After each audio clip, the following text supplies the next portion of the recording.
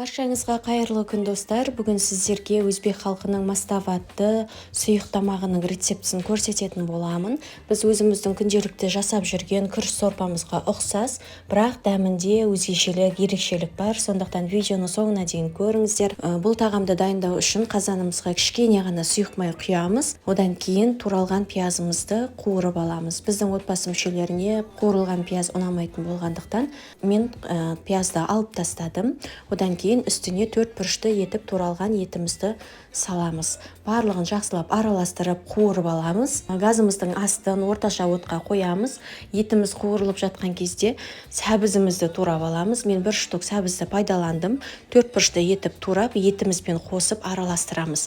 Сәбізіміз бен етіміз қуырылып жатқан кезде картошкамызды 4 бұрышты етіп турап аламыз. Мен 3 штук картошка пайдаландым.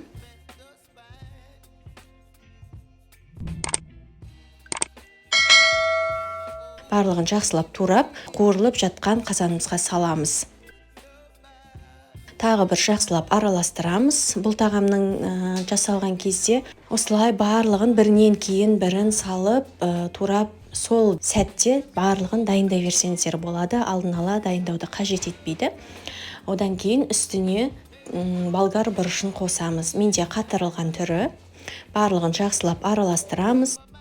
1 ас қасық томатымызды қосамыз, тұзымызды саламыз. Томатымыз қызарғанша жақсылап қуырып аламыз. Үстіне салқын 1,5 литр суымызды құямыз. Қақпағын жауып 30 минут пісіріп аламыз. Яғни біздің етіміз пісуі керек. Осы 30 минут өткеннен кейін сорпамыздың дәмін көреміз. Егер сіздерде тұзы жеткіліксіз болса, міндетті түрде тағы да тұз салып жіберіңіздер. Одан кейін жарты кесе күрішімізді саламыз. Яғни менде шай кесесі. Сол шай кеседен жарты кесе салуымыз керек. Көп салмаңыздар. Себебі тамағымыз тұрған сайын ол қоюланатын болады. Сондықтан да тек жарты кесе ғана күріш салуымыз керек.